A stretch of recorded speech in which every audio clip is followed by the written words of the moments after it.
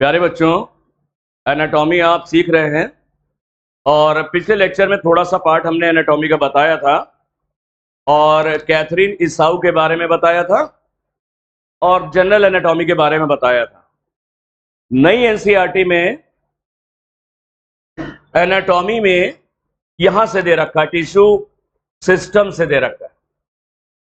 तो आज के लेक्चर में हम आपको टिश्यू सिस्टम से स्टार्ट करेंगे।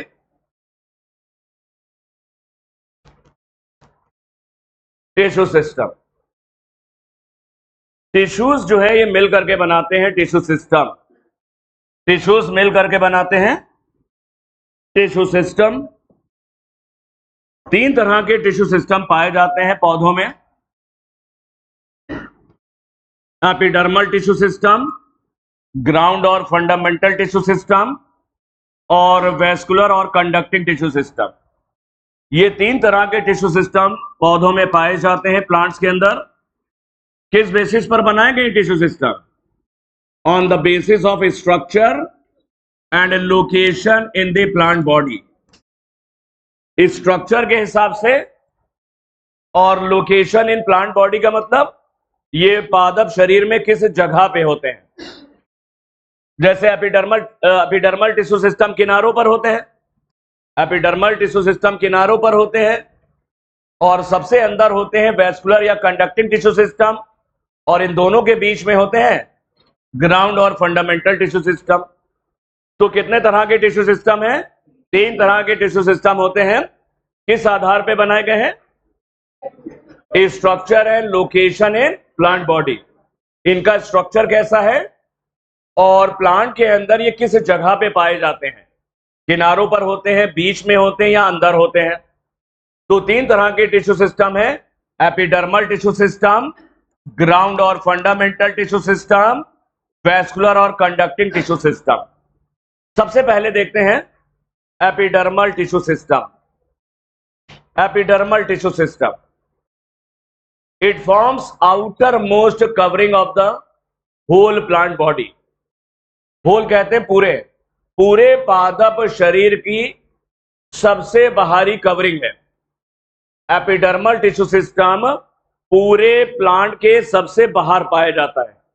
जैसे जड़ें हैं तो जड़ों में सबसे बाहर एपिडर्मल टिश्यू सिस्टम होगा, तने हैं तो तनों में सबसे बाहर एपिडर्मल टिश्यू सिस्टम होगा। सबसे किनारे पर होता है, जड़ में, तने में, पत्ती में सबसे किनारे पर पाया जाता है, सबसे बाहर की तरफ पाया जाता है epidermal tissue system. Outer most covering है। कैसी है? आउटर मोस्ट कवरिंग है। एपिडर्मल टिश्यू सिस्टम में तुम्हें क्या क्या पढ़ना पड़ेगा? कौन कौन से टिश्यूज मिलकर के बनाते हैं epidermal tissue system. Epidermal tissue system में तुमको पढ़ना पड़ेगा एपिडर्मल सेल्स, यानी एपिडर्मिस के बारे में। एपिडर्मल सेल्स का मतलब एपिडर्मिस। एपिडर्मल टिश्यू सिस्टम में तुम्हें एपिडर्मिस के बारे में पढ़ना पड़ेगा, स्टोमेटा के बारे में पढ़ना पड़ेगा, एपिडर्मिस से निकलने वाली भुजाएं, अपेंडेजेस, एपिडर्मल अपेंडेजेस, एपिडर्मिस से निकलने वाली भुजाएं जैसे trichomes and root hairs. Trichomes को हम लोग कहते हैं स्टेम हेयर्स, तनों से निकलने वाले हेयर्स, और रूट हेयर्स। तो एपिडर्मल टिश्यू सिस्टम में क्या क्या पढ़ोगे? एपिडर्मल टिश्यू सिस्टम में तुम एपिडर्मिस के बारे में पढ़ोगे, स्टोमेटा के बारे में पढ़ोगे और एपिडर्मिस से निकलने वाले अपेंडेजेस जैसे स्टेम हेयर्स और रूट हेयर्स के बारे में जानोगे। स्टेम हेयर्स को ट्राइकोम्स कहते हैं, स्टेम हेयर्स को ट्राइकोम्स भी कहते हैं। तो ये चार चीजें तुम्हें किसमें पढ़नी है? एपिडर्मल टिश्यू सिस्टम में। एपिडर्मिस, स्टोमेटा, स्टेम हेयर्स और रूट हेयर्स, ये चार चीजों के बारे में तुम्हें पढ़ना है। तो सबसे पहले एपिडर्मिस के बारे में देखते हैं। एपिडर्मिस, एपिडर्मल टिश्यू सिस्टम में सबसे पहले एपिडर्मिस, ये आउटर मोस्ट लेयर होती है प्राइमरी प्लांट बॉडी की। पौधे का जो प्राथमिक शरीर है, नया नया पौधा तैयार हुआ है, सबसे बाहर की लेयर क्या होगी? सबसे बाहर की लेयर एपिडर्मिस होती है।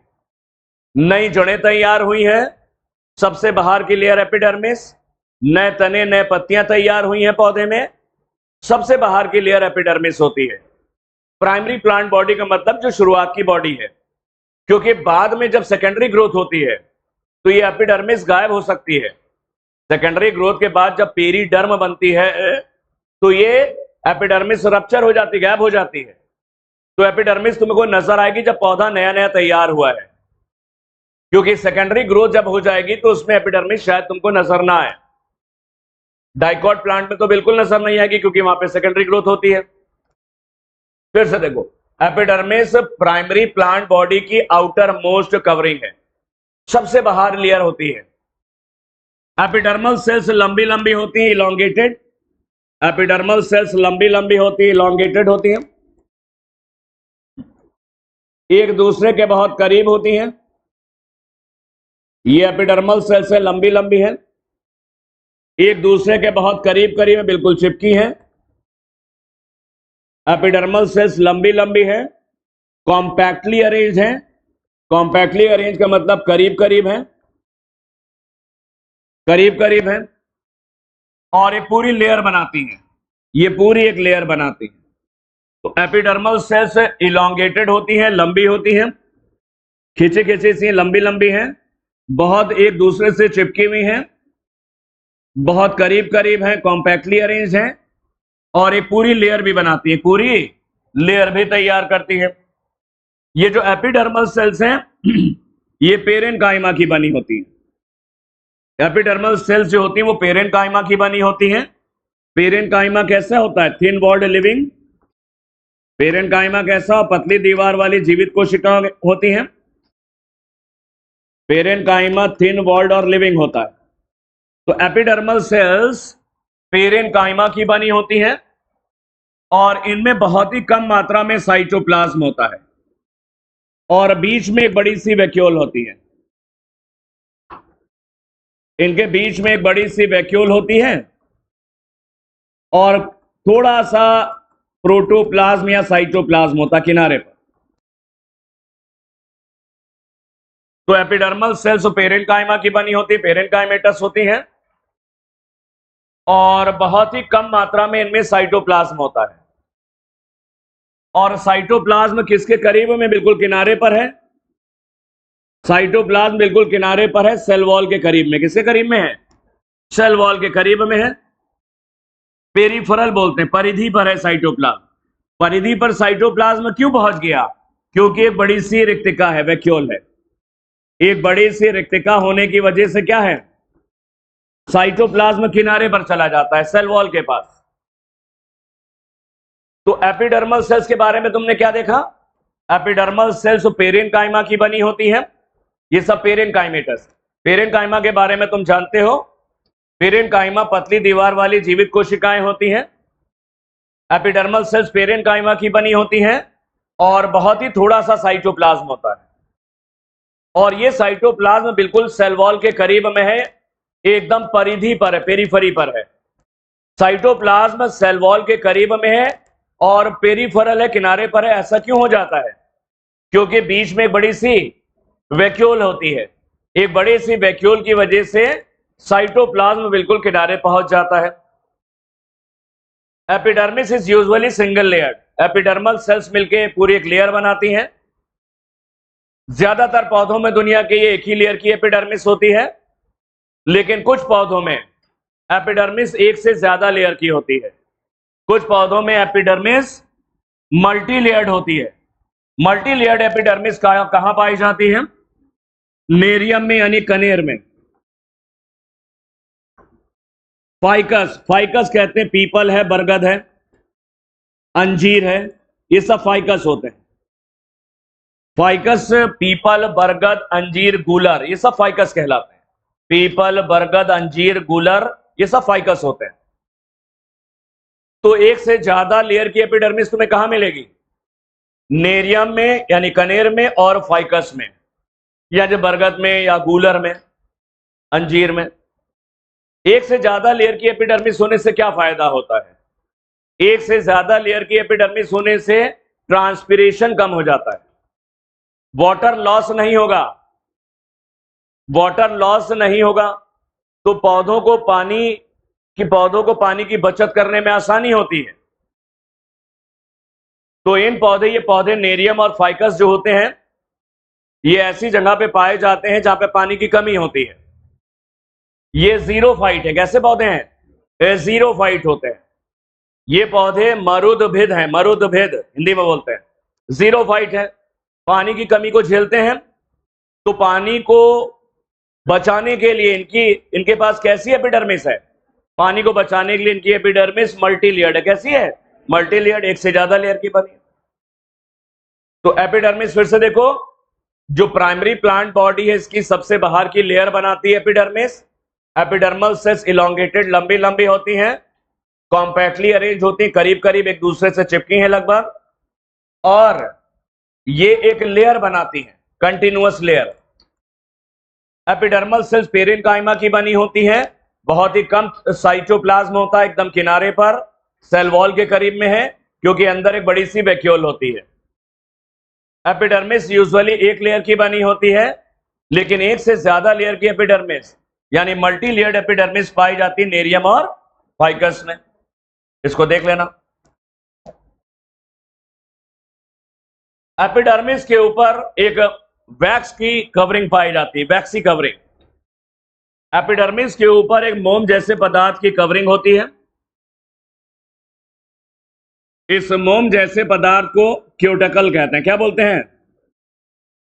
एपिडर्मिस के ऊपर एक मोम जैसे पदार्थ की कवरिंग होती है, एक वैक्सी सब्सटेंस की कवरिंग होती है, इसको क्यूटिकल कहते हैं। तो एपिडर्मिस के ऊपर क्यूटिकल पाया जाता है।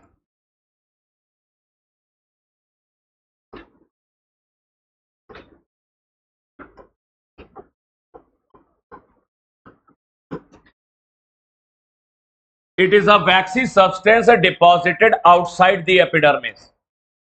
ये एक मोम जैसा पदार्थ होता है, एक वैक्सी सब्सटेंस होता है, मोम जैसा पदार्थ, जो एपिडर्मिस के बाहर जमा होता है। ये एपिडर्मिस के बाहर डिपॉजिट हो जाता है, जमा हो जाता है, और ये भी वाटर लॉस को रोकता है। ये भी पौधों से पानी की क्षति को रोकता है, यानी ट्रांसपिरेशन को कम करता है। और थिक क्यूटिकल भी तुम्हें कहां नजर में आएगा? जीरोफाइट में। ऐसे पौधे जो सूखी जगह पे पाए जाते हैं उन्हें बोलते हैं जीरोफाइट्स। तो जीरोफाइट्स में मल्टी लेयर्ड एपिडर्मिस भी दिख रही है कुछ जीरोफाइट में, और एपिडर्मिस के ऊपर मोटा सा क्यूटिकल होता है, थिक क्यूटिकल। तो अगर एपिडर्मिस के ऊपर क्यूटिकल काफी मोटा है, तो ये किस बात का संकेत है? ये इस बात का संकेत है कि ये पौधा जो है वो जीरोफाइट है। ये पौधा कैसा है? जीरोफाइट है। पानी को बचाने के लिए इसने अपनी एपिडर्मिस के ऊपर मोटा सा क्यूटिकल जमा कर लिया है। रूट की एपिडर्मिस में क्यूटिकल नहीं होता, रूट की एपिडर्मिस में क्यूटिकल नहीं पाया जाता। ऐसी एपिडर्मिस जिसमें क्यूटिकल नहीं होता उसे एपिब्लेमा कहते हैं। Epidermis without cuticle is known as epiblema. तो ऐसी एपिडर्मिस जिसमें ये क्यूटिकल नहीं मिलता है तो उसे एपिब्लेमा कहते हैं। ये केवल रूट की एपिडर्मिस में मिलता है। एपिब्लेमा तुम्हें रूट की एपिडर्मिस में मिलेगी, स्टेम और लीफ की एपिडर्मिस में नहीं होता है। सुबह स्टेम और लीफ की एपिडर्मिस में क्यूटिकल मिलता है, लेकिन रूट की एपिडर्मिस में आपको क्यूटिकल नजर नहीं आएगा। ऐसी एपिडर्मिस जिसमें क्यूटिकल नहीं होता है उसे क्या बोलते हैं? उसे एपिब्लेमा बोलते हैं, उसे एपिब्लेमा बोलते हैं। तेजी से बना लिया करो डायग्राम, या तुम अपने हिसाब से देखो। तो एपिडर्मल टिश्यू सिस्टम, इसमें आपने एपिडर्मिस को जान लिया। नेक्स्ट है स्टोमेटा। नेक्स्ट क्या है? एपिडर्मल टिश्यू सिस्टम में स्टोमेटा आता है। स्टोमेटा को हिंदी में रंध्र कहते हैं, रंध्र। स्टोमेटा कहां पाए जाते हैं? स्टोमेटा वो स्ट्रक्चर होते हैं जो पत्तियों की एपिडर्मिस पे होते हैं। स्टोमेटा पत्तियों की एपिडर्मिस पे पाए जाते हैं, यंग स्टेम पर भी होते हैं, एंड यंग स्टेम जो हरे हरे तने होते हैं उनमें भी स्टोमेटा होते हैं, लेकिन कम होते हैं। स्टोमेटा जो होते हैं आमतौर पे पत्तियों की एपिडर्मिस पे होते हैं, लेकिन नए तनों पर भी होते हैं, लेकिन संख्या में कम होते हैं, वहां पे उनका नंबर कम होता है। तो आमतौर पे ये पत्तियों की एपिडर्मिस में नजर आते हैं। स्टोमेटा के जरिए दो काम होते हैं। स्टोमेटा के जरिए ट्रांसपीरेशन होता है और गैसियस एक्सचेंज। स्टोमेटा के जरिए वाष्पोत्सर्जन होता है, यानी ट्रांसपीरेशन होता है, पौधों के अंदर से पानी बाहर निकलता है, वाष्पोत्सर्जन ट्रांसपीरेशन, और इन स्टोमेटा के जरिए गैसेस एक्सचेंज भी होता है। ऑक्सीजन और कार्बन डाइऑक्साइड का एक्सचेंज भी होता है स्टोमेटा के जरिए। कार्बन डाइऑक्साइड फोटोसिंथेसिस के लिए अंदर जाती है और ऑक्सीजन बाहर निकलती है, लेकिन रेस्पिरेशन में ऑक्सीजन अंदर जाती है और कार्बन डाइऑक्साइड बाहर निकलती है। तो गैसेस एक्सचेंज होता है स्टोमेटा के थ्रू। तो स्टोमेटा के दो काम है। कौन कौन से दो काम है? ट्रांसपीरेशन होता है और गैसेस एक्सचेंज होता है, लेकिन ट्रांसपीरेशन मेन फंक्शन है इसका, गैसेस एक्सचेंज सेकेंडरी है। गैसेस एक्सचेंज भी इसका फंक्शन है, लेकिन मेन फंक्शन है स्टोमेटा का ट्रांसपीरेशन। अब तुम कहोगे क्यों ऐसा? अरे गैसेस जो होती हैं जब स्टोमेटा बंद होते हैं रात में, तब भी तो आर पार जाती हैं। गैसेस मेम्ब्रेन को पार कर सकती हैं। ऑक्सीजन कार्बन डाइऑक्साइड रात में स्टोमेटा बंद हो जाते हैं, तब भी वो आर पार चली जाती हैं, मेम्ब्रेन को पार कर सकती हैं। तो गैसेस एक्सचेंज स्टोमेटा बंद होने के बाद भी होता है। गैसेस एक्सचेंज रात में स्टोमेटा बंद हो जाते हैं, पौधे को सांस लेना है। अब पौधे को सांस लेना है, स्टोमेटा बंद हो गए हैं, तो ऑक्सीजन कैसे अंदर जाएगी? ऑक्सीजन मेम्ब्रेन को पार कर सकती है, ऑक्सीजन मेम्ब्रेन को पार कर सकती है। तो स्टोमेटा का मेन फंक्शन जो है वो ट्रांसपीरेशन है। क्या है? ट्रांसपीरेशन है। गैसेस एक्सचेंज स्टोमेटा बंद होने के बाद भी होता है। तो दोनों याद कर लो, एनसीईआरटी ने दोनों दे रखा है। Stomata regulate the process of transpiration and gases exchange. Stomata transpiration और गैसेस एक्सचेंज को नियंत्रित करते हैं। स्टोमेटा ट्रांसपीरेशन और गैसेस एक्सचेंज को रेगुलेट करते हैं, नियंत्रित करते हैं। स्टोमेटा का डायग्राम दे रखा, उससे पहले सीखो ये वाला। ये इस 2024 में आया भी ये सवाल। ये वाला डायग्राम देखो पहले। स्टोमेटा में तो किडनी या बीन शेप्ड गार्ड सेल्स होती है। एक स्टोमेटा में दो किडनी या बीन शेप कैसी हैं? जो तुम्हारे किडनी के जैसी या सेम के बीज जैसी, बीन शेप। एक गार्ड सेल ये और एक गार्ड सेल ये। तो स्टोमेटा में कितनी गार्ड सेल्स हैं?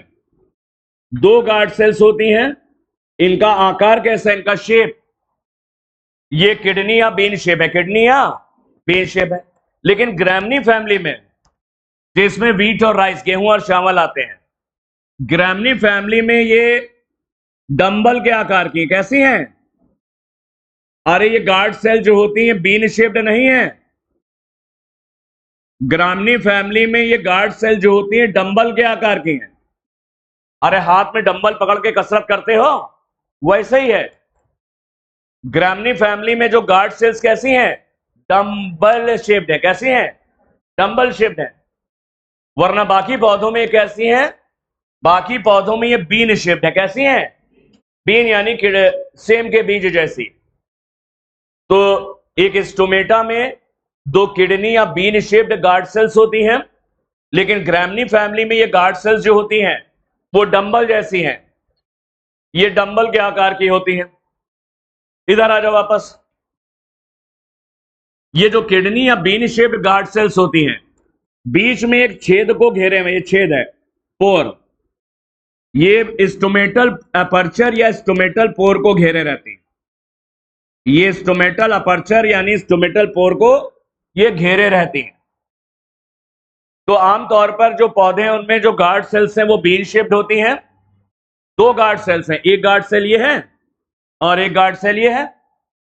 गार्ड सेल की जो अंदर की दीवार है, अंदर की, वो काफी मोटी होती है, थिक होती है। गार्ड सेल की जो इनर वॉल होती है वो काफी मोटी होती है, थिक।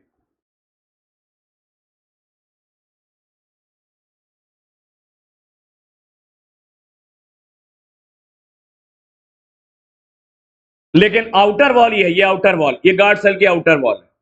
ये इनर वॉल है और ये आउटर वॉल है। आउटर वॉल थिन होती है। गार्ड सेल की जो आउटर वॉल है कैसी है? पतली है। गार्ड सेल की जो आउटर वॉल होती है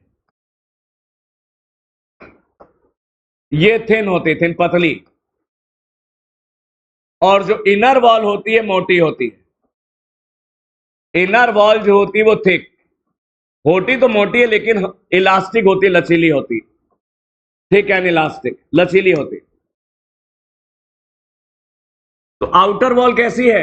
गार्ड सेल की जो आउटर वॉल है ये मोटी है, ये है थिक, थिन है, सॉरी, आउटर बोल सुन मेरे।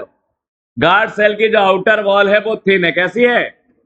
और इनर वॉल जो है वो थिक है। आउटर वॉल थिन है और इनर वॉल थिक है। ये इसकी हो गई आउटर वॉल। इनर वॉल को तो पहले लगा लो, ये इनर वॉल, ये आउटर वॉल।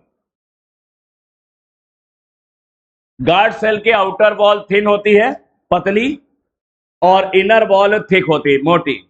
इसी अलग अलग थिकनिंग के कारण ही, इस डिफरेंशियल थिकनिंग के कारण ही स्टोमेटा खुलते और बंद होते हैं। Stomata open and close, stomata खुलते और बंद क्यों होते हैं? Stomata open and close due to differential thickening of, अलग अलग थिकनिंग होती हैं। Stomata open and close due to differential thickenings of outer and inner walls.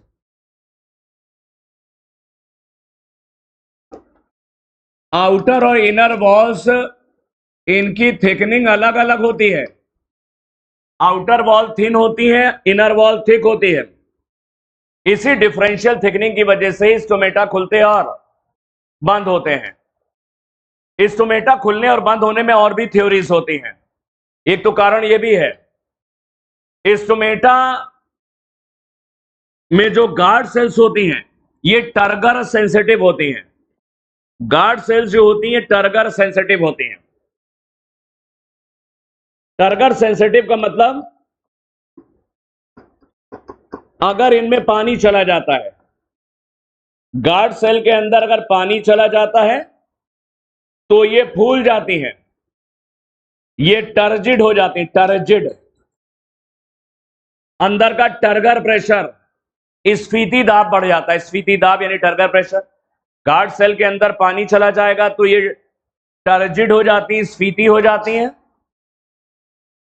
और अंदर का टर्गर प्रेशर बढ़ जाता है और स्टोमेटा खुल जाते हैं। और गार्ड सेल से अगर पानी निकल गया, अगर गार्ड सेल से पानी निकल जाता तो ये पिचक जाती हैं, फ्लैसिड हो जाती हैं और स्टोमेटा बंद हो जाते हैं। देखो, स्टोमेटा बंद होने और खुलने का एक कारण वो भी है, वो भी होता है, वो भी जरूरी है कि आउटर वॉल थिन है और इनर वॉल थिक है। इस डिफरेंशियल थिकनिंग की वजह से ही स्टोमेटा खुलते हैं और बंद होते हैं।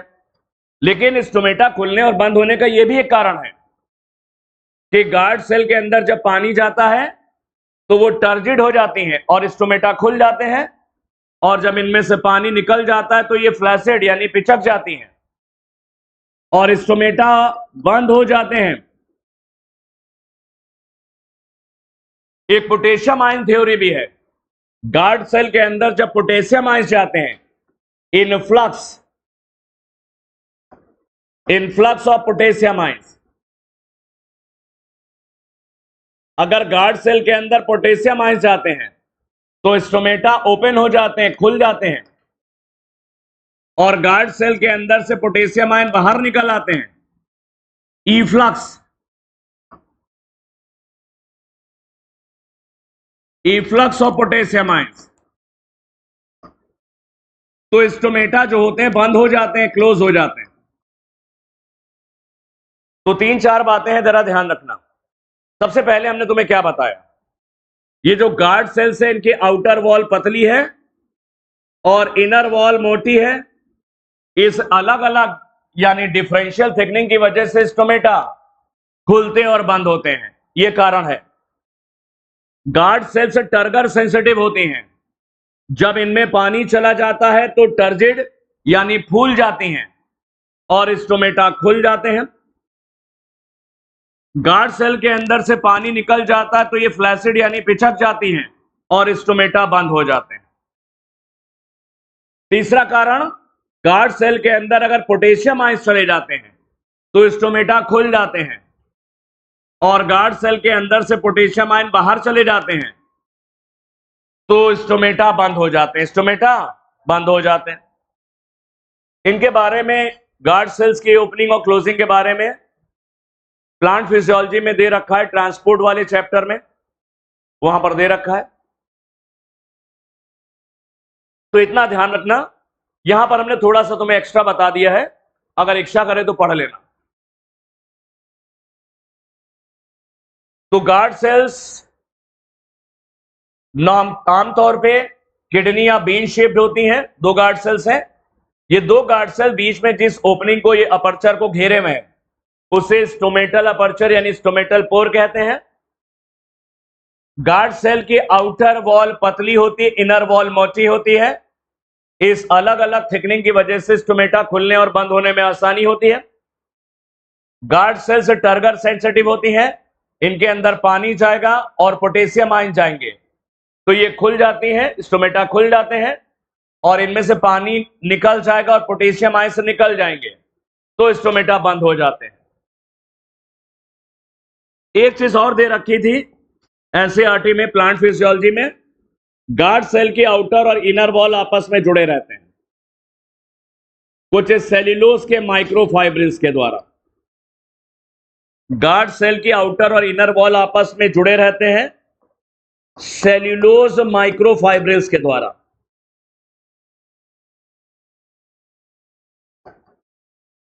ये है सेल्यूलोज के माइक्रोफाइब्रिल्स। तो गार्ड सेल्स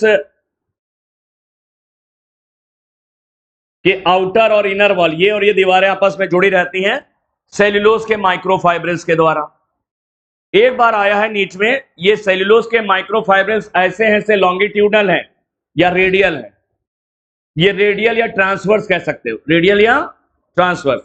ये ऐसे अरेंज नहीं है, ये सेल्यूलोज के जो माइक्रोफाइब्रिल्स हैं लंबाई में नहीं होते हैं, ये गार्ड सेल्स में ऐसे होते हैं, रेडियली अरेंज। ये गार्ड सेल है, ऐसे होते हैं, रेडियली और ट्रांसवर्सली अरेंज कह सकते हो। ये जो सेल्यूलोज माइक्रोफाइब्रिल्स हैं वो रेडियली और ट्रांसवर्सली अरेंज कह सकते हो।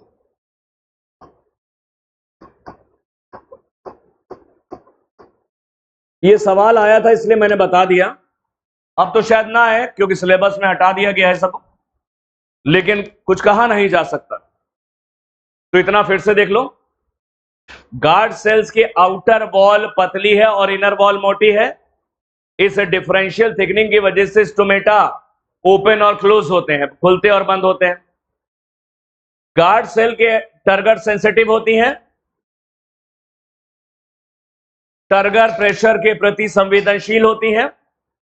अगर इनमें पानी और पोटेशियम आयन अंदर चला जाता है तो ये टर्जिड हो जाती हैं और स्टोमेटा खुल जाते हैं, और इनमें से वाटर और पोटेशियम आयन बाहर निकल जाते हैं तो ये फ्लैसिड यानी पिचक जाती हैं और स्टोमेटा बंद हो जाते हैं।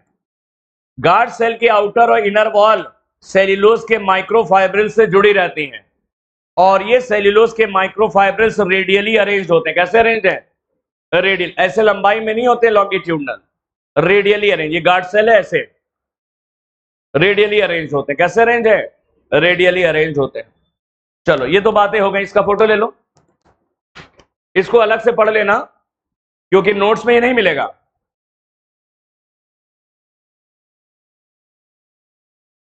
ग्रामनी फैमिली में गार्ड सेल्स का शेप कैसा है? ये डंबल के आकार की, कैसी है?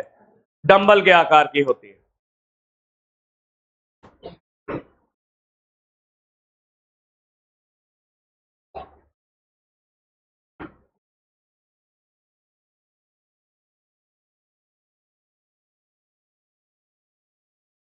हो गया। अब जरा देखना, गार्ड सेल्स अकेली एपिडर्मल सेल्स होती हैं जिनमें क्लोरोप्लास्ट भी होते हैं। क्या इसके अंदर दिख रहा है? Chloroplast. Guard cells are the only epidermal cell that contain chloroplast. इनके अंदर पाए जाते हैं क्लोरोप्लास्ट। गार्ड सेल्स अकेली एपिडर्मल सेल है जिनमें क्या पाए जाते हैं? क्लोरोप्लास्ट पाए जाते हैं।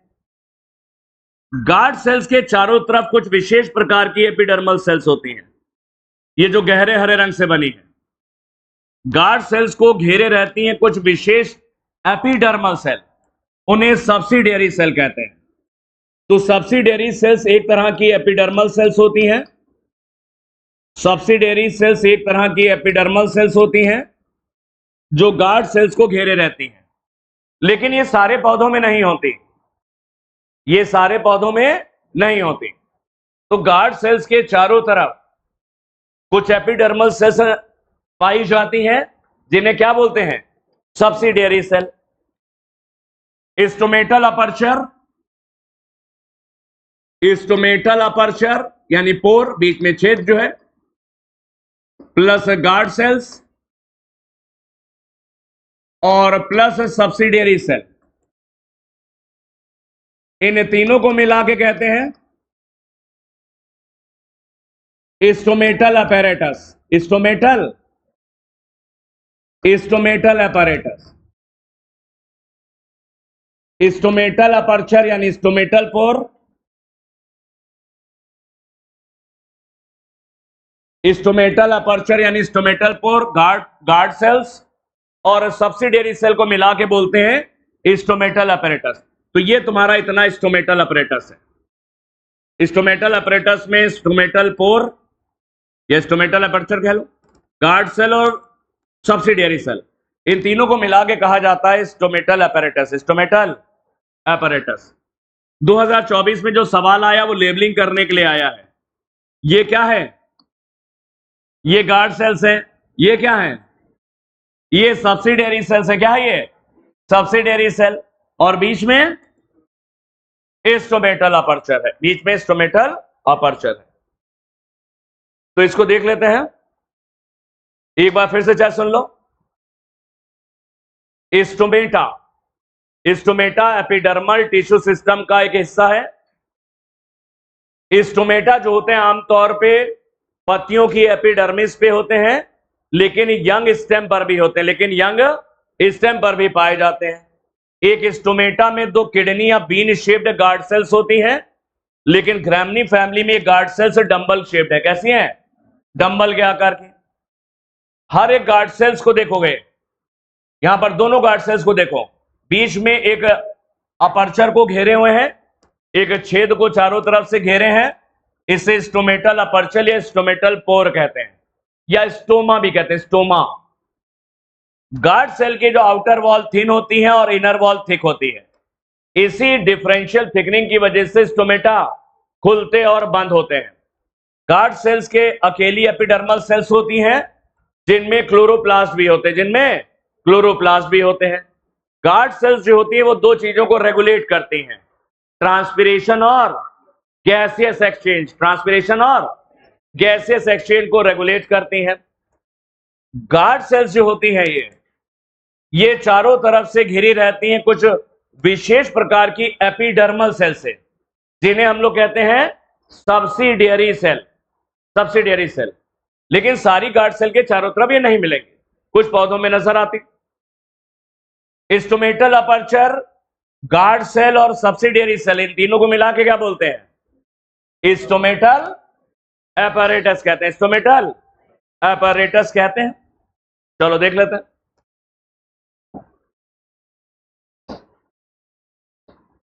तो stomata are structure present in the epidermis of leaf. Stomata पत्तियों की एपिडर्मिस पे होते हैं आमतौर पे, लेकिन यंग स्टेम की एपिडर्मिस पर भी होते हैं। Stomata regulate the process of transpiration and gases exchange. Each stomata has two kidney और bean shaped guard cells which enclose stomatal pore. हर एक स्टोमेटा में जो किडनी या बीन शेप्ड गार्ड सेल्स होती हैं जो स्टोमेटल पोर को एनक्लोज यानी घेरे होती हैं। एनक्लोज यानी घेरे रहती हैं। ग्रामनी फैमिली में गार्ड सेल्स जो होती हैं वो डंबल शेप्ड हैं। ग्रामनी फैमिली में गार्ड सेल्स कैसी हैं? वो डंबल शेप्ड होती हैं। The outer walls of guard cells are thin and the inner walls are highly thickened. Guard cells की आउटर वॉल पतली होती है और इनर वॉल काफी मोटी होती है। आउटर वॉल किधर है? Away from the stomatal pore, जो स्टोमेटल पोर से दूर है वो दीवार, और इनर वॉल जो स्टोमेटल पोर के करीब में है, जो स्टोमेटल पोर के करीब में। तो गार्ड सेल्स की जो आउटर वॉल है जो स्टोमेटल पोर से दूर है वो पतली होती है। गार्ड सेल की इनर वॉल जो स्टोमेटल पोर के करीब में है वो काफी मोटी होती है। तो गार्ड सेल की आउटर वॉल पतली है और इनर वॉल मोटी है। Stomata show opening and closing. Stomata खुलते और बंद होते हैं due to differential thickening of outer and inner wall. Outer और इनर वॉल की थिकनिंग्स में अंतर होता है, इस वजह से स्टोमेटा खुलते और बंद होते हैं। Guard cells are the only epidermal cells that contain chloroplast. Guard cells अकेली एपिडर्मल सेल्स होती हैं जिनमें क्लोरोप्लास्ट भी होते हैं। Guard cells regulate opening and closing of stomata. Guard cells stomata की ओपनिंग एंड क्लोजिंग को नियंत्रित करती हैं। गार्ड सेल स्टोमेटा की ओपनिंग एंड क्लोजिंग को रेगुलेट करती हैं, नियंत्रित करती हैं। समटाइम्स कुछ पौधों में आप देखेंगे कभी कभी a few epidermal cells in the vicinity of guard sales. कुछ एपिडर्मल सेल्स, कभी कभी कुछ एपिडर्मल सेल जो कि गार्ड सेल्स के करीब में है, विसिनिटी कहते हैं करीब। कुछ एपिडर्मल सेल्स जो कि गार्ड सेल के करीब स्थित होती हैं वो स्पेशलाइज्ड हो जाती है, वो विशेष कोशिकाओं में बदल जाती हैं, उनका आकार और प्रकार बदल जाता है। इनको सब्सिडियरी सेल कहते हैं। तो कभी कभी या कुछ पौधों में आप देखेंगे कुछ एपिडर्मल सेल जो कि गार्ड सेल के करीब में पाई जाती हैं वो विशेष प्रकार की हो जाती हैं, उनका आकार प्रकार बदल जाता है, इनको सब्सिडियरी सेल कहते हैं। तो सब्सिडियरी सेल एक तरह की एपिडर्मल सेल्स होती हैं जो गार्ड सेल्स के करीब में पाई जाती हैं और गार्ड सेल्स के चारों तरफ उसको घेरे रहती हैं। स्टोमेटल अपर्चर, गार्ड सेल्स और सब्सिडियरी सेल, इन तीनों को मिला के क्या बोलते हैं? स्टोमेटल अपर्चर, गार्ड सेल और सब्सिडियरी सेल को मिला के बोलते हैं स्टोमेटल। इसको स्टोमेटल apparatus बोलते हैं, इसको स्टोमेटल apparatus बोलते हैं। तो एपिडर्मल टिश्यू सिस्टम में दो चीजें हो गई, एपिडर्मिस हो गई और स्टोमेटा हो गए। एपिडर्मिस और स्टोमेटा दो चीजें हो गई। अब आते हैं रूट हेयर्स। और रूट हेयर्स क्या होते हैं? ये रूट की एपिडर्मिस पे नजर आते हैं और रूट की जो एपिडर्मल सेल्स है वो आगे की तरफ ऐसे बढ़ जाती हैं। और रूट की कुछ एपिडर्मल सेल्स आगे की तरफ बढ़ जाती हैं और बनाती हैं रूट हेयर्स। और रूट हेयर्स सारी एपिडर्मल सेल्स में नहीं होते, ये कुछ एपिडर्मल सेल्स बनाती हैं रूट हेयर्स। तो रूट हेयर एपिडर्मल सेल्स का एक्सटेंशन होते हैं। एपिडर्मल सेल के आगे बढ़ने से बनते हैं रूट हेयर्स। तो cells of epidermis bear a number of root hairs. Epidermis की कोशिकाओं में बहुत सारे होते हैं रूट हेयर्स। लेकिन किस एपिडर्मिस की बात कर रहा है? Epidermis of root. रूट की एपिडर्मिस में रूट हेयर्स पाए जाते हैं। रूट हेयर्स को हम लोग कहते हैं ये यूनिसेल्यूलर है, इनको यूनिसेल्यूलर माना गया है, ये यूनिसेल्यूलर माने गए। हालांकि ये एपिडर्मल सेल का एक्सटेंशन होते हैं, एपिडर्मल सेल के आगे बढ़ जाने से बनते हैं। एपिडर्मल सेल ऐसे आगे बढ़ जाती है तो इनको एपिडर्मल सेल का एक्सटेंशन बोलते हैं या इलोंगेशंस कहते हैं। तो root hairs are unicellular elongations of the epidermal cell. Root hair unicellular होते हैं, ये एपिडर्मल सेल के आगे बढ़ने से बनते हैं। एपिडर्मल सेल के इलोंगेशन या एक्सटेंशन से बढ़ते हैं, एक्सटेंशन। रूट हेयर करते क्या है, ये जमीन से क्या एब्सॉर्ब करते हैं, ये सॉइल से वाटर और मिनरल्स को एब्सॉर्ब करते हैं। रूट हेयर जमीन से वाटर और मिनरल्स को एब्सॉर्ब करते हैं, वाटर और मिनरल्स को एब्सॉर्ब करते हैं, अवशोषित करते हैं। ये जमीन से पानी और मिनरल्स को अवशोषित करते हैं। फिर आता है stem hair. Epidermal tissue system में स्टेम हेयर्स भी आते हैं। स्टेम हेयर्स को ट्राइकोम्स कहते हैं। स्टेम हेयर्स को क्या बोलते हैं, ट्राइकोम्स कहते हैं। ट्राइकोम यानी स्टेम हेयर्स ये मल्टी सेल्यूलर होते हैं। रूट हेयर्स को माना गया है यूनिसेल्यूलर, और स्टेम हेयर्स कैसे हैं, ये मल्टी सेल्यूलर होते हैं। तुमने बहुत सारे पौधे देखे होंगे बेटा, उन पौधों के ऊपर रोए होते हैं, रोए हेयर होते हैं, ये वो स्टेम हेयर कहलाते हैं। वो क्या कहलाते हैं, स्टेम हेयर। स्टेम हेयर्स को ट्राइकोम्स भी कहते हैं। इनसे फायदा क्या होता है, हमने तुमको ये बताया कि तनों के ऊपर भी स्टोमेटा हो सकते हैं, तो ये स्टेम हेयर्स उनको घेरे रखते हैं, तो ट्रांसपिरेशन को बचाते हैं, यानी वाटर लॉस को कम कर, वाटर लॉस के यानी पानी का लॉस ना होने पाए, ट्रांसपिरेशन के जरिए उसको रोकते हैं। तो they prevent water loss due to transpiration. Transpiration के जरिए जो वाटर लॉस होता है उसको रोकते हैं, और ये तनों पर पाए जाते हैं और तनों को चारों तरफ से कवर कर लेते हैं, तो ट्रांसपिरेशन को रोकते हैं। ट्रांसपिरेशन क्यूटिकल से भी हो सकता है, क्यूटिकुलर ट्रांसपिरेशन, लेकिन आमतौर पर ट्रांसपिरेशन स्टोमेटा के थ्रू ही होता है। तो ये तने के ऊपर ऐसे चढ़े रहते हैं, तने को ढक लेते हैं हेयर्स, स्टेम हेयर्स तने को ढक लेते हैं। स्टोमेटा भी अगर तने के ऊपर हैं तो वो भी, इनको भी ढक लेते हैं ये स्टेम हेयर्स। तो ये वाटर लॉस, जो ट्रांसपिरेशन यानी बाष्पोत्सर्जन के जरिए जो पानी की क्षति होती है, वाटर लॉस होता है, उसको कम करते हैं, उसको रोकते हैं। तो इनका भी काम हो गया वाटर लॉस को रोकना। तो थिक क्यूटिकल का काम भी है वाटर लॉस को रोकना, मल्टी लेयर्ड एपिडर्मिस का काम भी है वाटर लॉस को रोकना, और हेयर्स जो पाए जाते हैं तनों के ऊपर, उनका भी काम क्या है, वाटर लॉस को रोकना। जो ट्रांसपिरेशन के जरिए पानी का नुकसान होता है उसको कम करते हैं। दे में बी ब्रांच, ये हेयर ब्रांच भी हो सकते हैं, अनब्रांच भी हो सकते हैं। स्टेम हेयर्स यानी ट्राइकोम्स, ये ब्रांच भी हो सकते हैं और अनब्रांच भी हो सकते हैं। ये सॉफ्ट यानी मुलायम हो सकते हैं, ये हेयर्स मुलायम भी हो सकते हैं और कड़े भी हो सकते हैं। मुलायम भी हो सकते हैं और कड़े भी, स्टिफ भी हो सकते हैं। तो ये हेयर्स ब्रांच या अनब्रांच दोनों हो सकते हैं, सॉफ्ट और स्टिफ, मुलायम और कड़े दोनों हो सकते हैं। ये ट्रांसपिरेशन को तो कम करते ही करते हैं, साथ में ये सिक्रेटरी भी होते हैं, ये कुछ चीजों का श्रावण भी करते हैं। ये तने के चारों तरफ घेरे रहते हैं और ये सिक्रेटरी भी होते हैं, श्रावण वाली गतिविधियों में भी भाग लेते हैं, ये सिक्रीशंस भी करते हैं। तो रूट हेयर्स रूट की एपिडर्मिस में नजर आते हैं। ये एपिडर्मल सेल के इलोंगेशन से या एक्सटेंशन कह लो, एपिडर्मल सेल के आगे बढ़ने से बनते हैं। ये मिट्टी से, सॉइल से वाटर और मिनरल को एब्सॉर्ब करते हैं, यूनिसेल्यूलर होते हैं। स्टेम हेयर्स यानी ट्राइकोम्स ये मल्टी सेल्यूलर होते हैं और तने को ढक लेते हैं।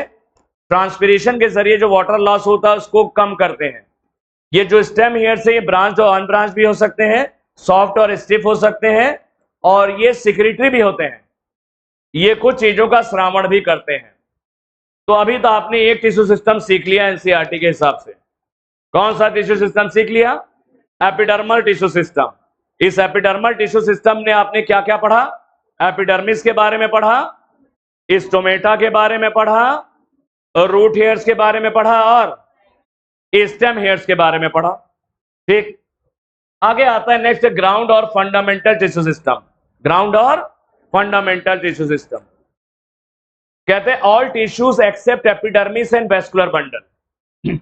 एपिडर्मिस और वेस्कुलर बंडल को हटा दो तो बाकी जितना भी टिश्यू बचा है पौधे के अंदर उसको हम लोग कहते हैं ग्राउंड टिश्यू सिस्टम। एपिडर्मिस और वेस्कुलर बंडल को हटा करके जितना भी टिश्यू बचा है उसको कहते हैं ग्राउंड टिश्यू सिस्टम या ग्राउंड टिश्यू बोलते हैं। ग्राउंड टिश्यू में क्या क्या आता है? ग्राउंड टिश्यू में क्या क्या शामिल किया गया है? ग्राउंड टिश्यू के अंदर तुमको कॉर्टेक्स मिलता है, पेरिसाइकिल मिलता है, पिथ मिलता है।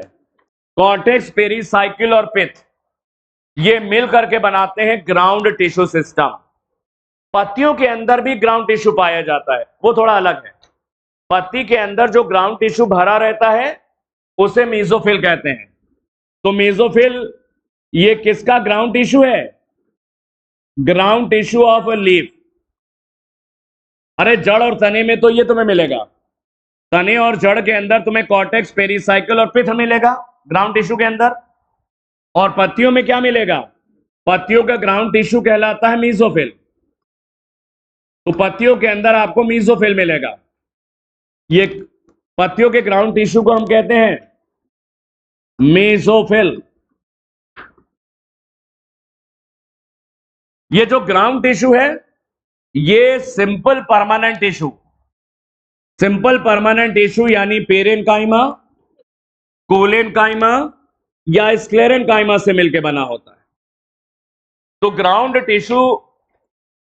टिश्यू सिस्टम में सिंपल परमानेंट टिश्यूज पाए जाते हैं। ग्राउंड टिश्यू सिस्टम में सिंपल परमानेंट टिश्यू होते हैं।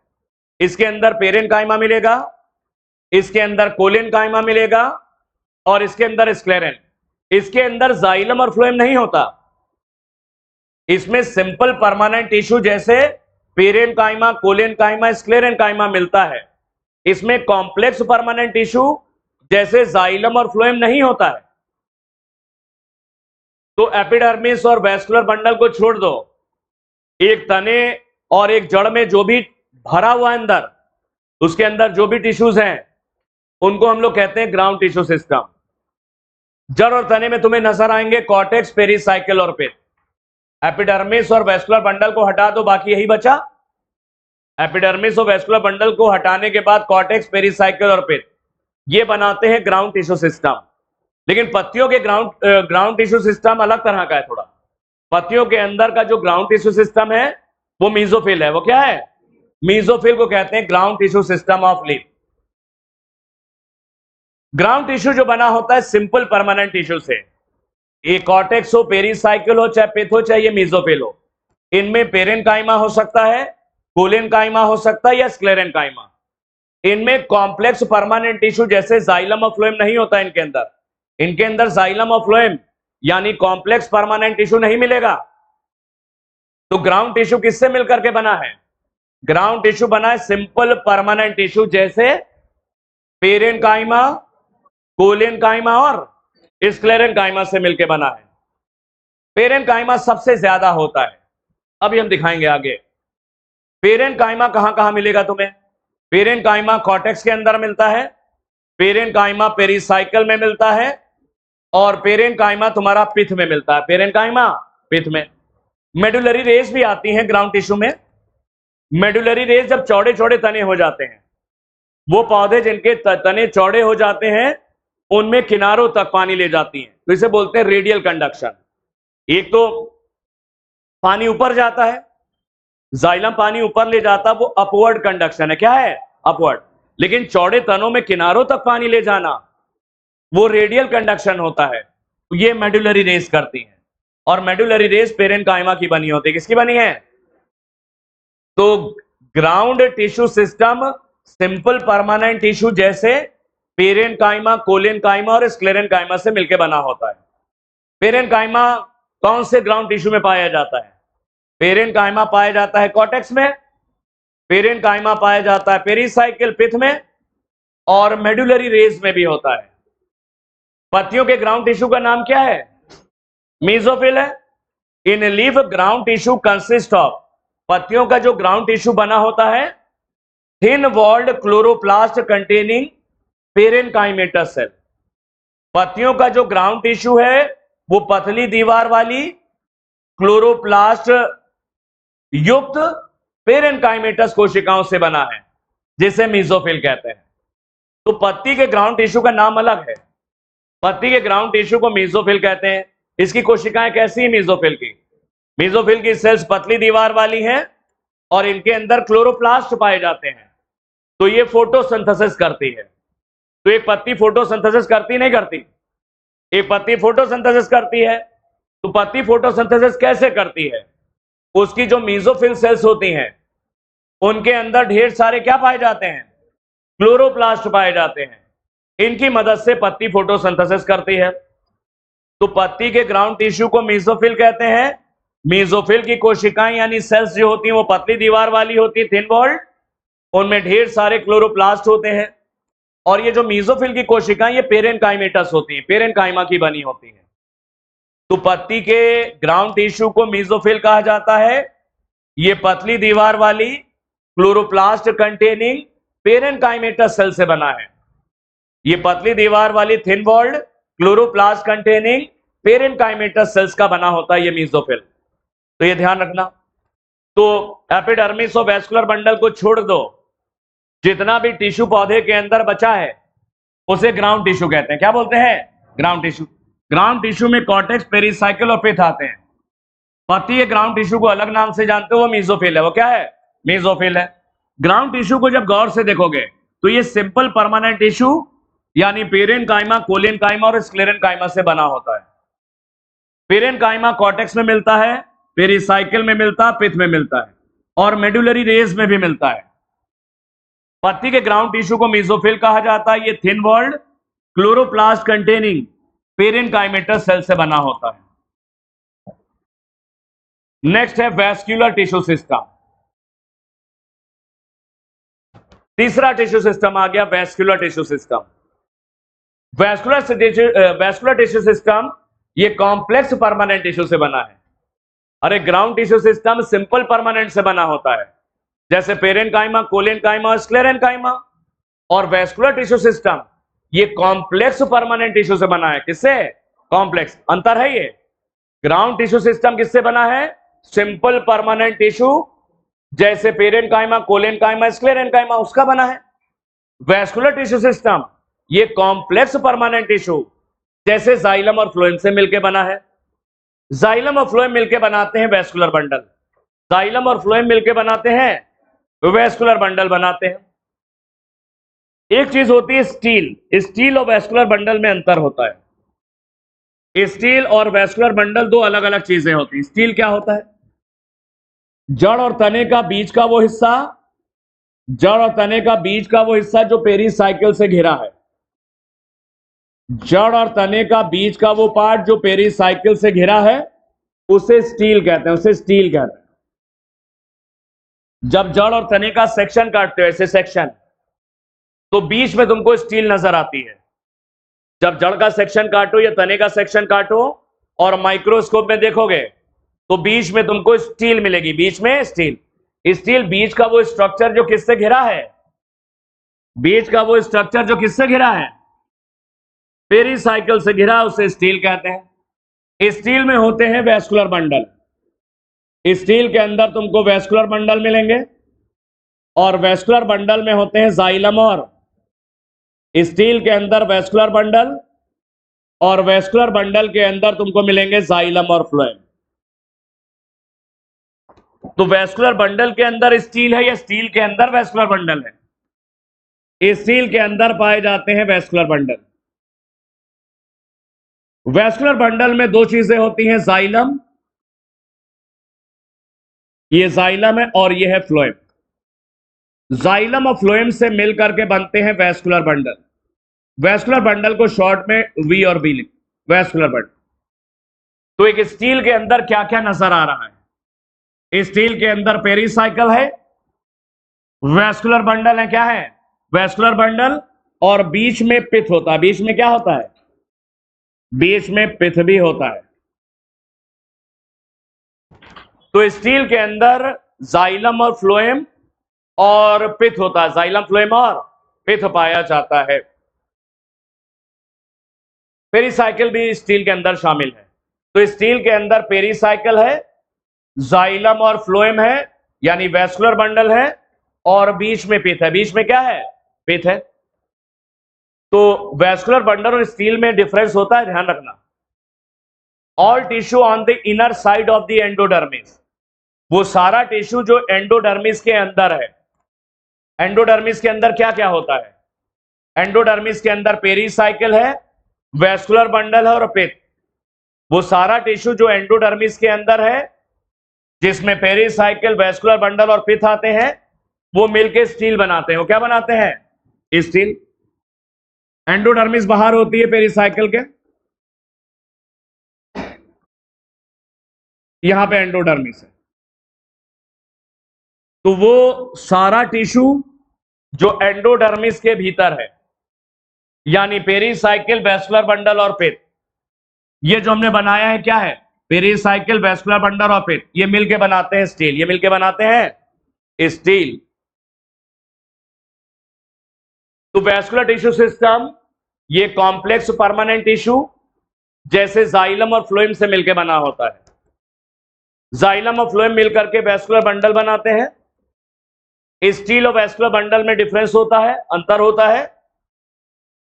वो बीच का वो भाग, जड़ और तने के बीच का हिस्सा जो पेरीसाइकिल से घिरा होता है उसे स्टील कहते हैं। स्टील में पेरीसाइकिल मिलता है, वैस्कुलर बंडल मिलते हैं और पित्त नजर आता और पित्त मिलता है।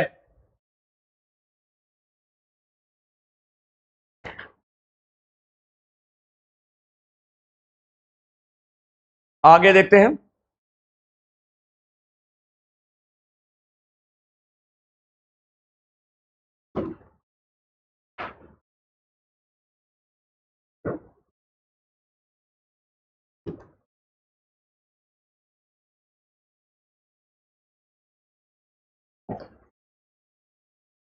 एनसीईआरटी ने दो तरह के वैस्कुलर बंडल के बारे में बताया है, ओपन वैस्कुलर बंडल और क्लोज्ड वैस्कुलर बंडल। एनसीईआरटी ने दो तरह के वैस्कुलर बंडल के बारे में बताया है, ओपन और क्लोज्ड। ये जो ओपन वैस्कुलर बंडल है ये डाइकॉट स्टेम में होते हैं और closed vascular bundle monocot stem में होते हैं। ओपन वैस्कुलर बंडल कहां है? ओपन वैस्कुलर बंडल होते हैं डाइकॉट स्टेम में। जब तुम डाइकॉट स्टेम का सेक्शन काटते हो, जब तुम डाइकॉट स्टेम का सेक्शन काटते हो तो तुम्हें बीच में नजर आएंगे वैस्कुलर बंडल। तुम डाइकॉट स्टेम का जब सेक्शन काटते हो तो तुम्हें उसमें बीच में वैस्कुलर बंडल नजर आते हैं जो रिंग में होते हैं। डाइकॉट स्टेम में ढेर सारे वैस्कुलर बंडल रिंग में पाए जाते हैं। जब तुम डाइकॉट स्टेम का सेक्शन काटते हो तो ढेर सारे वैस्कुलर बंडल तुमको नजर आते हैं बीच में, रिंग में।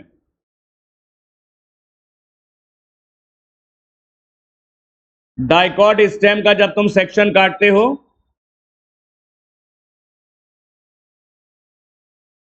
तुमको वैस्कुलर बंडल बीच में नजर आते हैं, रिंग में। यह है डाइकॉट स्टेम, टीएस है। टीएस कहते हैं अनुप्रस्थ काट, ट्रांसवर्स सेक्शन, अनुप्रस्थ काट। जब किसी डाइकॉट स्टेम का तुम सेक्शन काटते हो तो तुमको वैस्कुलर बंडल नजर आएंगे इन अ रिंग। ये एक चक्र में नजर आते हैं वैस्कुलर बंडल। यहां पर तुम गौर से अगर तुम देखोगे तो जाइलम और फ्लोएम के बीच में कैम्बियम पाया जाता है। इन वैस्कुलर बंडल में जाइलम और फ्लोएम के बीच में क्या मिलता है? जाइलम और फ्लोएम के बीच में मिलता है कैम्बियम। जाइलम और फ्लोएम के बीच में कैम्बियम पाया जाता है। ये फ्लोएम है, ये कैम्बियम है और ये है जाइलम। एक वैस्कुलर बंडल, ये सिंगल वैस्कुलर बंडल है। एक वैस्कुलर बंडल के अंदर जाइलम और फ्लोएम के बीच में क्या दिख रहा है? कैम्बियम पाया जाता है। एधा, एधा बोलते हैं। जाइलम और फ्लोएम के बीच में कैम्बियम होता है। कैम्बियम की वजह से इनमें सेकेंडरी ग्रोथ पाई जाती है, द्वितीयक वृद्धि होती है, सेकेंडरी ग्रोथ, यानी ये तने चौड़े होने लग जाते हैं। कैम्बियम की वजह से डाइकॉट स्टेम में सेकेंडरी ग्रोथ पाई जाती है। तो कैम्बियम की वजह से they have ability to form secondary xylem and secondary phloem. Secondary growth के दौरान ये सेकेंडरी जाइलम और सेकेंडरी फ्लोएम ये कैम्बियम बनाता है। तो डाइकॉट स्टेम में वैस्कुलर बंडल कैसे हैं? तुम कहोगे ओपन है। ओपन क्यों है? ओपन इसलिए है क्योंकि जाइलम और फ्लोएम के बीच में कैम्बियम है लेकिन ओपन का मतलब ये कैम्बियम का होना नहीं है। ओपन का मतलब है इनमें सेकेंडरी ग्रोथ होती है। They are open for secondary growth. ये सेकेंडरी ग्रोथ के लिए खुले हैं। इनमें सेकेंडरी ग्रोथ ओपन है, इनमें सेकेंडरी ग्रोथ ओपन है। ये आया हुआ सवाल है, ध्यान रखना। कैम्बियम का बीच में पाया जाना ये ओपन को नहीं बताता। ओपन का मतलब होता है they are open for secondary growth. इनमें द्वितीयक वृद्धि होती है, सेकेंडरी ग्रोथ होती है, और सेकेंडरी ग्रोथ के बाद तने चौड़े हो जाते हैं। डाइकॉट स्टेम चौड़े हो जाते हैं, तने चौड़े हो जाते हैं। कैम्बियम सेकेंडरी ग्रोथ के दौरान दो चीजें बनाता है। कैम्बियम सेकेंडरी ग्रोथ के दौरान क्या बनाता है? दो चीजें। ये बनाता है सेकेंडरी जाइलम और सेकेंडरी फ्लोएम बनाता है। तो ओपन वैस्कुलर बंडल कहां होते हैं बताओ, कौन से स्टेम में होते हैं? ओपन वैस्कुलर बंडल होते हैं डाइकॉट स्टेम में। किसमें? डाइकॉट स्टेम में पाए जाते हैं। इनमें तुम्हें जाइलम और फ्लोएम के बीच में क्या नजर आ रहा है? जाइलम और फ्लोएम के बीच में कैम्बियम नजर आ रहा है। कैम्बियम की वजह से, कैम्बियम होने की वजह से इनमें सेकेंडरी ग्रोथ होती है, द्वितीयक वृद्धि यानी सेकेंडरी ग्रोथ होती है, यानी तने चौड़े होते हैं। कैम्बियम सेकेंडरी ग्रोथ के दौरान दो चीजें बनाता है, सेकेंडरी जाइलम और सेकेंडरी फ्लोएम। तो ए डाइकॉट स्टेम में वैस्कुलर बंडल ओपन होते हैं, जाइलम और फ्लोएम के बीच में कैम्बियम मिलता है। इनको ओपन इसलिए कहा जाता क्योंकि इनमें सेकेंडरी ग्रोथ होती है, they are open for secondary growth. Cambium secondary growth के दौरान दो चीजें बना रहा है। क्या क्या बनाता है? सेकेंडरी जाइलम और सेकेंडरी फ्लोएम, जिससे तने चौड़े हो जाते हैं। कैम्बियम बना किस चीज का होता है, यह भी ध्यान रखना। ये पतली दीवार वाली मेरिस्टेमेटिक सेल से बना होता है। Cambium thin walled meristematic cells का बना होता है। कैम्बियम पतली दीवार वाली मेरिस्टेमेटिक सेल्स का बना होता है। क्लोज्ड वैस्कुलर बंडल ये मोनोकॉट स्टेम में होते हैं। Closed vascular bundle monocot stem में होते हैं। इनमें जाइलम और फ्लोएम के बीच में कैम्बियम नहीं होता। जाइलम और फ्लोएम के बीच में क्या नहीं होता? इन वैस्कुलर बंडल में जाइलम और फ्लोएम के बीच में क्या नहीं है? जाइलम और फ्लोएम के बीच में कैम्बियम नहीं होता। तो क्या इनमें सेकेंडरी ग्रोथ हो सकती है? इनमें सेकेंडरी ग्रोथ हो ही नहीं सकती। तो they are closed for secondary growth. ये सेकेंडरी ग्रोथ के लिए बंद है, इनमें सेकेंडरी ग्रोथ नहीं होती। तो ये सेकेंडरी जाइलम और सेकेंडरी फ्लोएम नहीं बना सकते, इसीलिए इनको क्लोज्ड बोलते हैं। क्या बोलते हैं? तो फंक्शन के हिसाब से नाम पड़ा है इनका, कैम्बियम की वजह से नाम नहीं पड़ा इनका ओपन और क्लोज। डाइकॉट स्टेम के वैस्कुलर बंडल यानी जाइलम और फ्लोएम के बीच में कैम्बियम मिलता है। इधर ध्यान दो, जाइलम और फ्लोएम के बीच में कैम्बियम है। ये कैम्बियम सेकेंडरी ग्रोथ के लिए जिम्मेदार होता है। तो यानी डाइकॉट स्टेम में सेकेंडरी ग्रोथ होती है, they are open for secondary growth, और सेकेंडरी ग्रोथ के दौरान सेकेंडरी जाइलम और सेकेंडरी फ्लोएम बनता है। Closed vascular bundle monocot stem में होते हैं, जाइलम और फ्लोएम के बीच में कैम्बियम नहीं होता। एक वैस्कुलर बंडल हमने बनाया है, इसमें जाइलम और फ्लोएम के बीच में कैम्बियम नहीं है। तो due to absence of cambium, cambium ना होने से they do not have ability to form secondary xylem and secondary phloem. ये सेकेंडरी जाइलम और सेकेंडरी फ्लोएम नहीं बना सकते, यानी इनमें सेकेंडरी ग्रोथ नहीं होती, इनमें सेकेंडरी ग्रोथ नहीं होती है, इसलिए इनका नाम पड़ गया close. Hence they are called close, इसलिए इनको क्लोज कहते हैं। तो मोनोकॉट स्टेम में जाइलम और फ्लोएम के बीच में कैम्बियम नहीं होता है, और इनमें सेकेंडरी ग्रोथ नहीं होती। सेकेंडरी ग्रोथ नहीं होती मतलब इनमें सेकेंडरी जाइलम और सेकेंडरी फ्लोएम नहीं बनता है। तो गेहूं और चावल के तने मोनोकॉट स्टेम है, पतले होते हैं काफी। अरे नीम का तना, नीम डाइकॉट है, कितने चौड़े चौड़े तने हो जाते हैं, शाखाएं और तने, सेकेंडरी ग्रोथ की वजह से। वहां पे कैम्बियम होता है, वहां पे सेकेंडरी ग्रोथ होती है। नीम का पौधा तो सभी ने, मैंगो देखा होगा, आम डाइकॉट है, तने कितने चौड़े होते हैं। वहां पे जाइलम और फ्लोएम के बीच में कैम्बियम मिलेगा, और उनमें सेकेंडरी ग्रोथ की वजह से वो चौड़े हो गए। गेहूं और चावल, व्हीट और राइस, ये मोनोकॉट है, इन तनों में सेकेंडरी ग्रोथ नहीं होती है, ये पतले होते हैं, क्योंकि यहां पर कैम्बियम नहीं होता और इनमें सेकेंडरी ग्रोथ नहीं होती। इसलिए क्लोज्ड है। कैसे है? क्लोज्ड। तो देख लो, फोटो ले लो।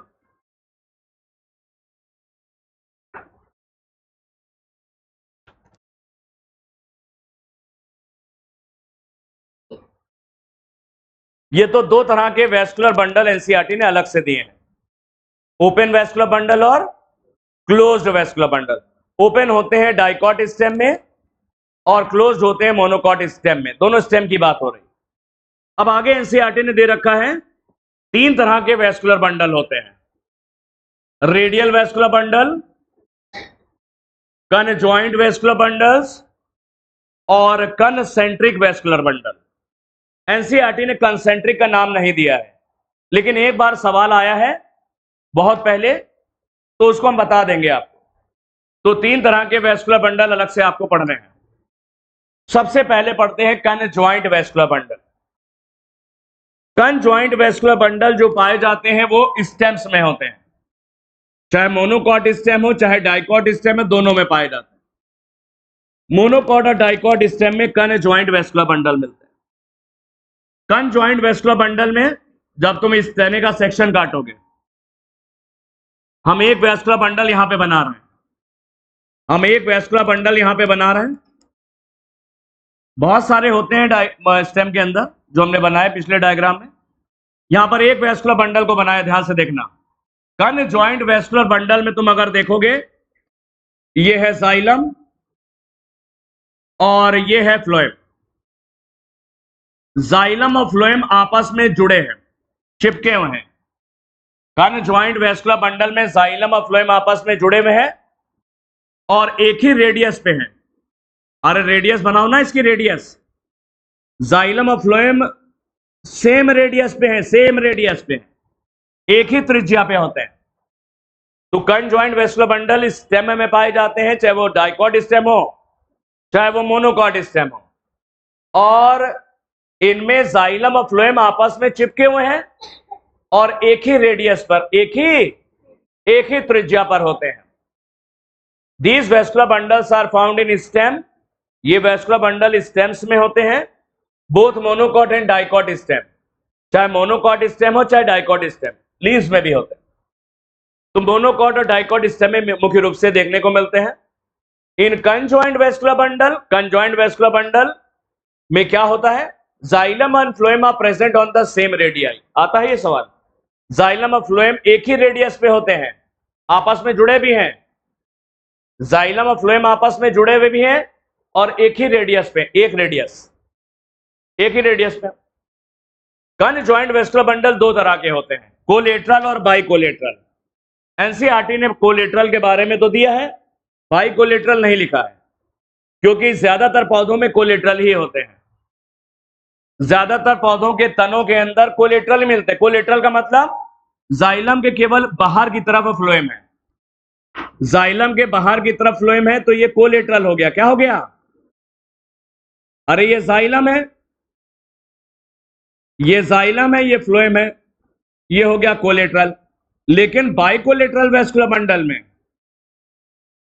ये जाइलम है, इधर भी फ्लोएम है, बाहर की तरफ भी फ्लोएम है,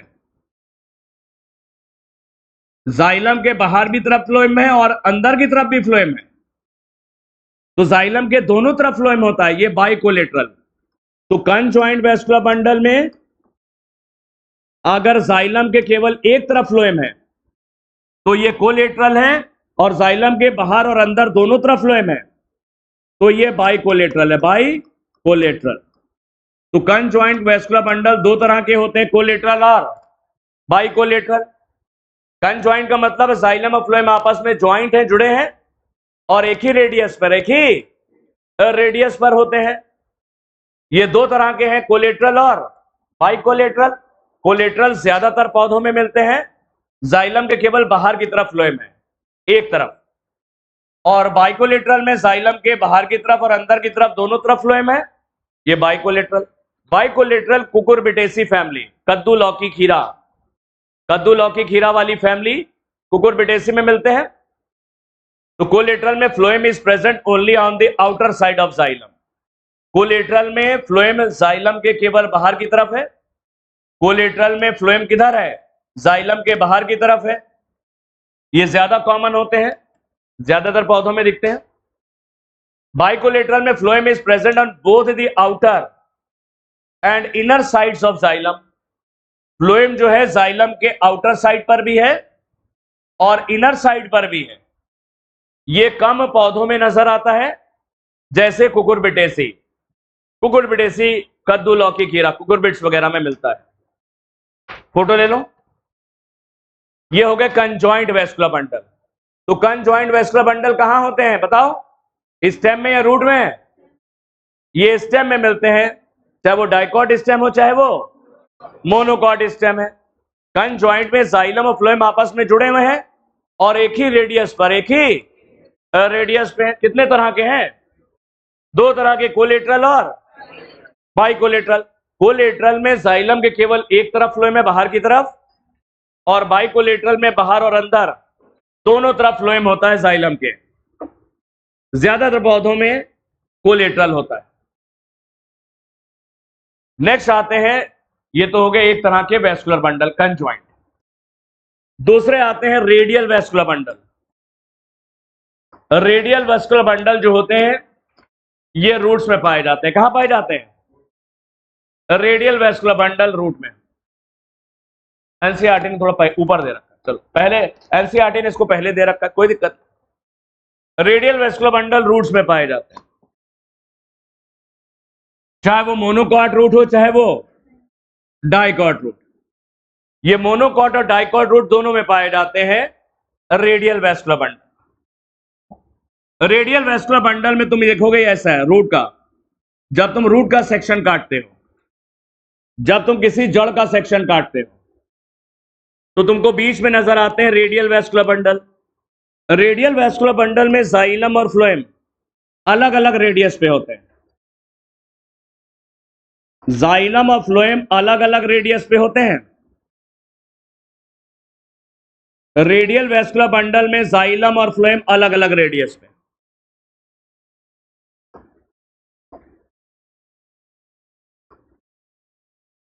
टीएस ऑफ रूट, जब हम किसी जड़ का सेक्शन काटते हैं, चाहे डाइकॉट हो चाहे वो मोनोकॉट हो, तो हमको नजर आते हैं radial vascular bundle. Radial vascular bundle में ये जाइलम है और फ्लोएम। जाइलम और फ्लोएम अलग अलग रेडियस पे होते हैं। इधर देखो, जाइलम इस रेडियस पे इधर और फ्लोएम इस रेडियस पे। जाइलम इस रेडियस पे और फ्लोएम इस रेडियस पे। जाइलम इस रेडियस पे, फ्लोएम अलग रेडियस पे। तो जाइलम अलग रेडियस पे है और फ्लोएम अलग। तो रेडियल वेस्कुलर बंडल में जाइलम अलग रेडियस पे होता है और फ्लोएम अलग रेडियस। ये आपस में जुड़े नहीं है स्टेम की तरह। तो रेडियल वेस्कुलर बंडल में जाइलम और फ्लोएम अलग अलग रेडियाई पर होते हैं। In radial vascular bundle xylem and phloem are present on different radii. Xylem और फ्लोएम अलग अलग रेडियस त्रिज्या पर होते हैं। जाइलम है, फ्लोएम है, जाइलम है, फ्लोएम है, जाइलम है, फ्लोएम है, जाइलम है, फ्लोएम, अल्टरनेट है। कैसे है? एक के बाद एक है। तो जाइलम के बाद फ्लोएम है, फिर जाइलम, फिर phloem, xylem phloem, xylem phloem. Xylem phloem के साथ अल्टरनेट है। कैसा है? अल्टरनेट है। जाइलम के बाद फ्लोएम है, फिर जाइलम है, फिर फ्लोएम है, फिर जाइलम, फिर फ्लोएम, इस तरह। तो कंजॉइंट वेस्कुलर बंडल कहां थे? स्टेम में। रेडियल वेस्कुलर बंडल कहां है? रेडियल वेस्कुलर बंडल रूट्स में पाए जाते हैं। जाइलम और फ्लोएम एक ही रेडियस पे होते हैं, एक ही त्रिज्या पे होते हैं, और जाइलम फ्लोएम के साथ अल्टरनेट है। Xylem phloem, xylem phloem alternate है। कंजॉइंट वेस्कुलर बंडल स्टेम्स में होते हैं। किसमें होते हैं? स्टेम्स में होते हैं। और जाइलम और फ्लोएम एक ही रेडियस पे होते हैं, एक ही त्रिज्या पे होते हैं। लेकिन कंजॉइंट दो तरह के थे। अगर जाइलम के केवल बाहर की तरफ फ्लोएम है तो कोलेटरल, और बाहर और अंदर दोनों तरफ फ्लोएम है तो बाइकोलेटरल। फोटो ले लो।